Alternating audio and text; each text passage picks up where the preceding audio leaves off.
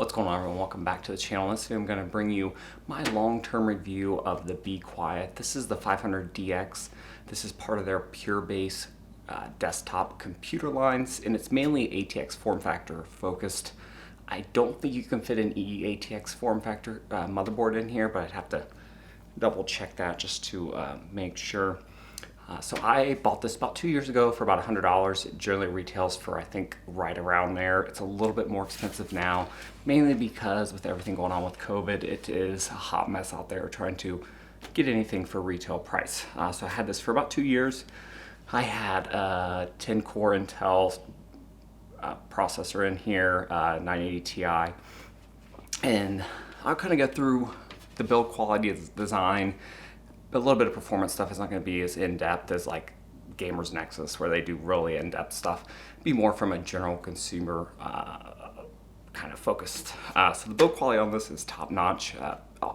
From what I found, most of all of Be Quiet's computer cases are built pretty well. So you can get this in white or black. It still looks brand new, just the same way it came when I purchased it. So I don't have any flaws there. There's literally zero flaws I could find when it comes to build quality. It's a little cumbersome getting this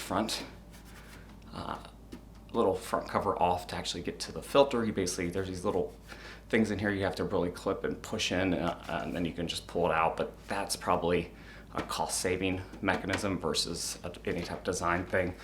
So build quality is excellent. There's not much to talk about there. So when it comes to overall design of it, I really like these cases for a couple reasons. For one, they come in white or black, and the white actually looks really, really good. There's a little bit of black here at the top, which I think kind of offsets the white a little bit, so it gets you a little bit of mixed color there, especially if you're going to do any type of LED or RGB lighting in this. And this already has lighting pre-installed, so basically you have these light strips right here, and I do believe that there is at least one or two up here at the top. It is a really good way to get some lighting in your case without all the RGB flare. So it has a little button up here for the different lights, and you just basically go through. There's about 30 of them, so you can do all kinds of different options from just standard, just a white color if you want white or blue or green. It has RGB, it has a bunch of different, it has where it strobes continuously on. It just depends on what you want there. So that's really nice. You have plenty of I/O here, so you have USB-C, 2 USB-A, headphone, microphone, power. That's really all you need in a computer case. And that's it for the overall kind of design of it. It's your standard. It is a little bit smaller on the ATX form factor design, and I'll talk about that when I go into things to consider when actually building in this thing. So let's just get into that. So if you're going to put a decent ATX motherboard in here, I think I had the Z490 Pro 1GB ones, which has a pretty decent heatsink on the top. It was not able to mount a top 280mm radiator. I had to mount it in the front. So I had a 360, a 280, and then I finally went to an air cooler with the knock to a D15. So all those will fit, but all the radiators had to be mounted in the front, mainly because I couldn't put a push-pull design with the fan at the top because it wouldn't fit with the motherboard. You could maybe do it, but it really pushed down real hard on the power connection for the motherboard and on those heat sinks for the VRM. So if you're going to keep that in mind, if you're wanting to do air cooling or water cooling in this, like a pre-built, you're almost likely going to have to mount it in the front. So besides that, building this is fairly easy. There's tons of different cable management, tons of different options here to route things. All the screws are tactile, so they basically stay on. You have some nice noise insulation there. It's not the quietest of cases. It's not going to be like some of the other, actually, I'm not really sure of the other cases that are designed like that, but you have good cable routing, good cable management here. You have these tie downs, and basically everything just routes through here, where you have some more tie downs, which is a nice feature. So these are already pre-installed. Nothing to really talk about there. You can mount your SSDs here. So if you have some SSDs, you can mount them there.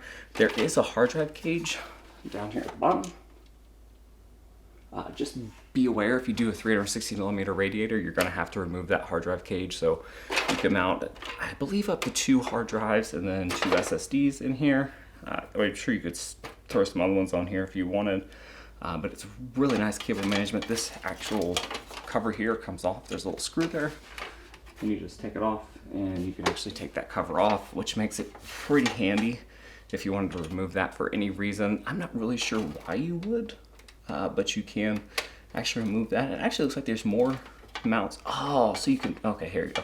So if you want to mount more solid state drives here, you can, it looks like.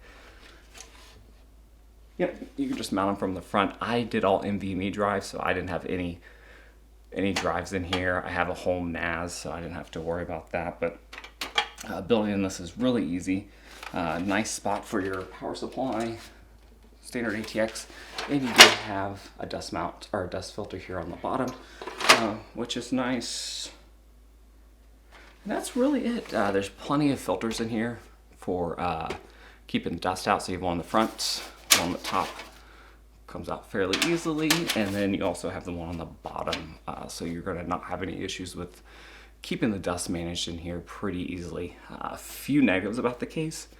I think it's like $150 now. It's not the manufacturer or anything's fault. It's just with COVID, inflation, manufacturing issues. That's just the kind of the word of how things are right now. The radiator situation, I would have preferred a little bit larger case, maybe another inch at the top, so you could mount the radiator at the top.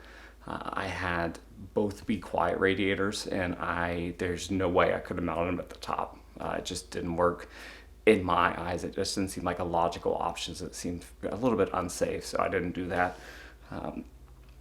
These screws can be a little cumbersome on the sides. These don't stay in like the side panel, but these screws, sometimes there's a little issue getting them in, but I very rarely took the side panel off, so I didn't have any issues with that. But overall, this is an excellent case. It's air focused, so if you're really wanting to cool your system with air, this is the way to go. You can put 240 millimeter radiator or fans in the front, 2 140 fans in the front, or 3 120.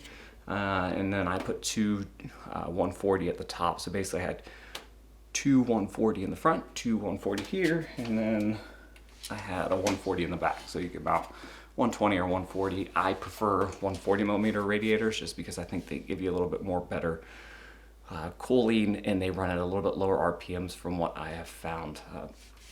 But overall, I've been happy with most all of Be Quiet stuff. They're usually a general manufacturer I go to when it comes to cases or coolers, especially if you're doing some of their closed loop pre-CPU coolers. I'm not a huge fan of their fans. I prefer Noctua fans, but supposedly their fans are pretty good. I've just not had a lot of experience with them.